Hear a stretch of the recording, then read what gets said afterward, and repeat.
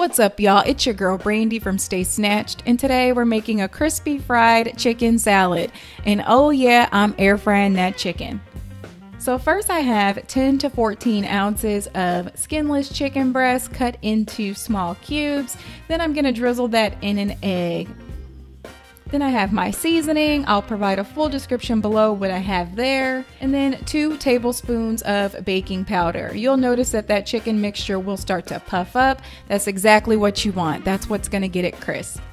Then you're gonna place that in your air fryer basket. Make sure that air fryer basket is coated with oil, and you're gonna air fry that on 400 degrees for 5 minutes. After 5 minutes, you want to open up that basket and then spritz a little bit of oil on top of that chicken.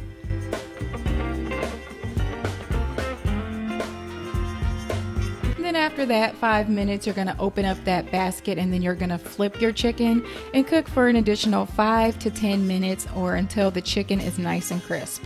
I do like to spritz this side of the chicken as well, just to make sure it has a nice crunch.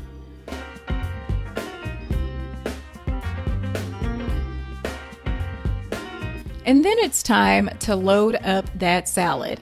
I have mixed greens, spinach, avocado, cheese, tomatoes, and of course our fried chicken.